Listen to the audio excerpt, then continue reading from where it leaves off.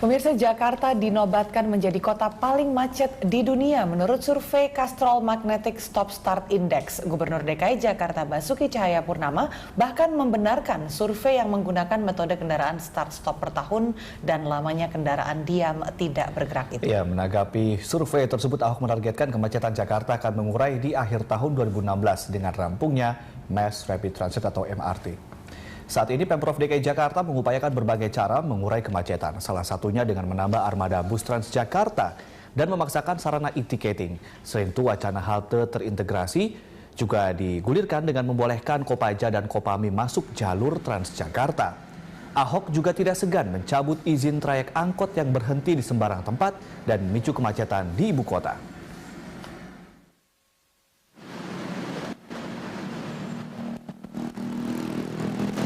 Ya memang mengerikan Jakarta, memang parah kan, makanya kita kejar yang paling tinggi MRT, kita pengen loop line, tapi yang paling cepat tuh perbaiki bus rapid transit. Nah, kita selain terminal parkir elektronik, ada ERP, kita harap bisa cepat, tentu busnya mesti ditambah. Nah, persoalan bus kan ternyata masuk penjara kan ini.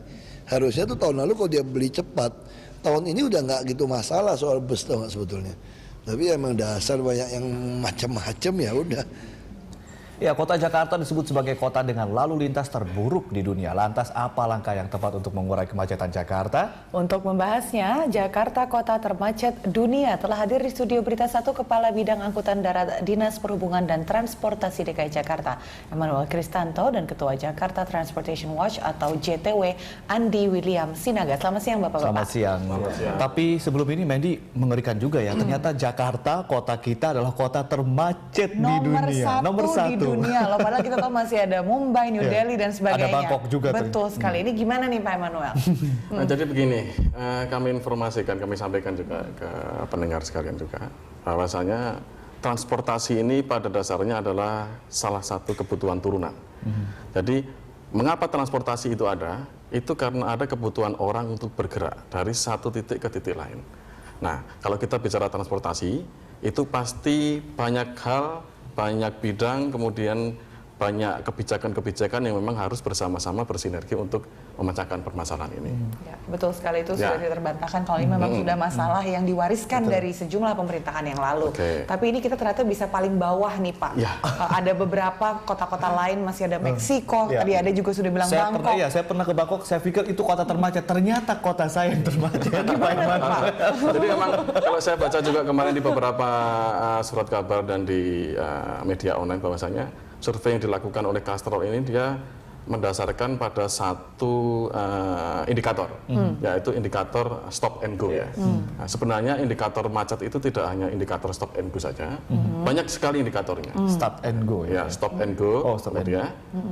Salah satu indikatornya juga yang tidak kalah penting adalah bisa itu waktu tempuh, bisa itu adalah rata-rata kecepatan perjalanan.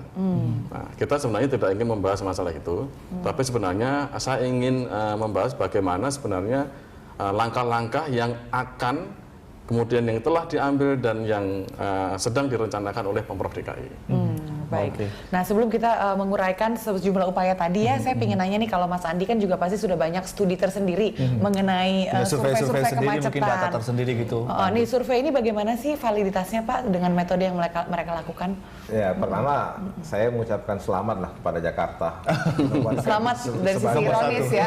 Sebagai kota termacet di dunia ya kan. Tapi jangan lupa selain Jakarta juga Surabaya. Jadi ada 2 kota yang termacet di dunia menurut survei Castrol.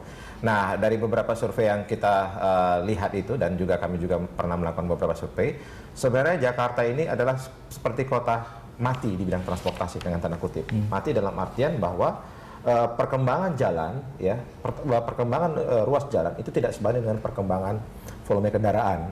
Jadi melansir apa yang disampaikan oleh Ditlantas, tahun yang lalu itu hampir 16 juta jumlah kendaraan. Nah, terus kemudian 4 juta mobil dan 12 juta itu motor. Nah, setiap hari itu Jakarta itu dilalui 1,5 juta kendaraan. Anda bisa bayangkan 1,5 juta itu kendaraan itu setiap hari keluar masuk Jakarta, dan itu numpuknya di Jakarta. Nah, memang harus ada semacam political will, atau mungkin harus ada semacam strategi untuk bagaimana mengurangi kemacetan Jakarta, karena ini sudah merupakan pekerjaan rumah yang cukup berat, ya. Dan memang kalau saya bisa katakan sebenarnya, mohon maaf kalau saya katakan ke Pak Emmanuel bahwa ini Pemprov gagal. Ya, gubernur telah gagal melakukan upaya untuk bagaimana untuk menciptakan Jakarta baru ketika mereka kampanye di bidang transportasi. Seberapa gagal, Pak? Buktinya ini transportasi nggak bisa ditata ini, belum bisa ditata, ya, belum bisa ditata gitu. Nah, ini memang harus ada semacam upaya-upaya bersama, karena saya pikir Jakarta ini kan adalah sentral, tidak cukup hanya Pemprov, tidak cukup hanya gubernur, harus ada political will, terus kemudian harus ada dukungan politik, terus kemudian dukungan dari berbagai pihak untuk mengatasi. Ini menarik tadi Anda katakan indeks pertumbuhan ruas jalan yang harus seiring dengan pertumbuhan jumlah kendaraan, juga pertumbuhan jumlah penduduk itu. Saya pernah baca di suatu tempat kalau itu merupakan cara yang tradisional untuk mengukur advance transportasi sebuah kota, karena tidak bisa kita numbuhin jalan terus. Biar gimana pun lama-lama udah pasti bakal habis space-nya, ya, makanya dibikinlah jalan layang yang bertumpuk-tumpuk seperti itu, karena sekarang itu idenya adalah to move the people, not the cars, gitu ya. Jadi bagaimana menciptakan sebuah mode transportasi yang begitu efektif, tidak lagi memikirkan soal individual vehicles seperti itu. Karena begini, ruas jalan di Jakarta itu sekitar 7.200 km, ya kan? Padahal dengan volume kendaraan yang cukup besar itu, kita itu butuh 16.000 km ruas jalan di Jakarta. Nah, itu bisa worse sekali kan, sangat mengerikan sekali sebenarnya. Bagaimana jumlah kendaraan 1,5 juta itu dibanding dengan jumlah jalan yang tersedia saat ini gitu. Nah, tapi apakah itu masih bisa dijadikan parameter yang valid begitu ya? Karena memang tanahnya juga udah nggak ada mungkin ya Pak untuk membuat jalan seperti itu. Jadi sebenarnya kita ingin merubah paradigma.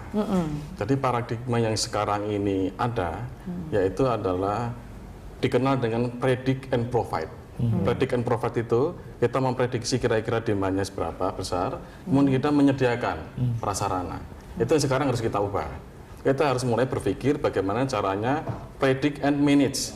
Jadi kita memprediksi kira-kira kebutuhannya seperti apa, kemudian kita memanage apa yang bisa kita lakukan untuk mengoptimalkan yang sudah ada. Sudah seberapa jauh Pak strategi yang diterapkan, tadi predict and manage ini sudah seberapa jauh diterapkan oleh Disub Jakarta? Jadi kalau sekarang kita lihat sebenarnya kita ada yang namanya pola transportasi makro. Di pola transportasi makro itu ada 3 pilar utama. Pilar utama itu adalah pengembangan angkutan umum, kemudian pengembangan prasarana, kemudian melakukan pembatasan. Pengembangan angkutan umum yang sudah kita lihat sekarang sedang dibangun MRT, kemudian penambahan BRT. Pak Gubernur menargetkan akan melakukan penambahan bis Transjakarta itu kurang lebih 1.000. Kemudian bis tingkat kita akan tambah, bis gratis juga akan kita tambah. Itu untuk meningkatkan akselerasi penyediaan tadi. Kemudian untuk sifatnya pembatasan-pembatasan, kita akan melakukan apa yang namanya pembatasan lalu lintas yang dikenal dengan electronic road pricing. Meskipun mungkin sekarang belum kapan, tetapi bukan berarti kita diam. Kita sedang terus berkoordinasi mengenjot supaya itu segera terwujud. Terus kemudian tidak kalah lagi adalah satu, revitalisasi angkutan umum. Yang ini yang sudah didengung-dengungkan oleh Pak Gubernur. Beliau minta bahwasanya 3 bulan lagi itu sudah harus ada pilot project. Tapi itu yang sedang kita garap. Pak Gubernur bilang 2016, tadi Pak Ahok bilang 2016 ini akan artinya kemacetan ini akan terurai gitu. Realistis tidak menurut Anda? Saya lebih cenderung ke optimis bukan ke realistis ya.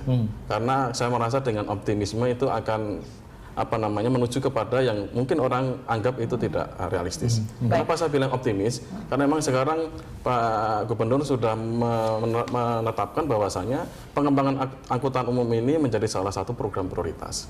Bahkan beliau sendiri menyatakan bahwasanya dia akan mau menyediakan anggaran lebih untuk pembenahan sistem transportasi di Jakarta. Pak Emmanuel dan juga Pak Andi, kita akan bahas satu persatu apa saja yang sudah dilakukan oleh Pemprov dalam upaya mengurai kemacetan di segmen berikutnya. Yang ternyata memang belum juga mengurai kemacetan di Jakarta begitu. Nanti kita bahasnya di segmen berikutnya, dan pemirsa tetaplah bersama kami di Lunch Talk.